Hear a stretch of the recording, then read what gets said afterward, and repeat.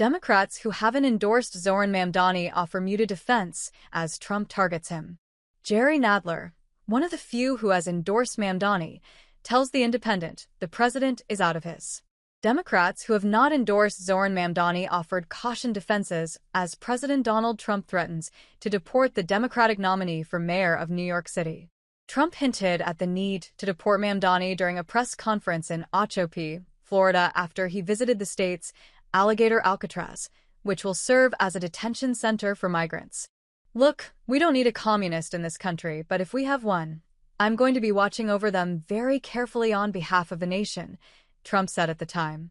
Mamdani became the latest target of the president after state assemblymen in New York's state legislature pulled off an upset victory to become the Democratic nominee for mayor of New York City. The self-identified Democratic Socialist beat former Governor Andrew Cuomo, who, despite resigning from office in disgrace after reports of sexual misconduct, received the support of much of the state's Democratic establishment. Representative Adriano Espaillat, the chairman of the Congressional Hispanic Caucus, endorsed Cuomo but defended Mamdani from the attack, to The Independent. "That means they will have to revoke his citizenship," Espaillat. "I think that's totally unconstitutional." Espaillat is no stranger to Republican anti-immigrant xenophobia.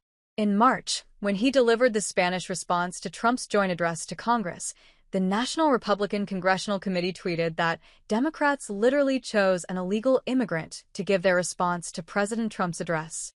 Espaillat's family came to the United States from the Dominican Republic, but overstayed a tourist visa, a common form of illegal immigration. Espaillat later became a U.S. citizen. Mamdani was born in Uganda and emigrated to the United States as a child. He became a citizen in 2018. Nevertheless, Republican Representative Andy Ogles called for his deportation and called him Little Muhammad. Senate Minority Leader Chuck Schumer, who has yet to endorse Mamdani, said to The Independent, "That's disgusting," last week during a press conference. Surprisingly, Representative James Clyburn of South Carolina endorsed Cuomo. But The Independent asked Clyburn about Trump's comments. Clyburn simply laughed. "I don't add credibility to stuff he says," he said.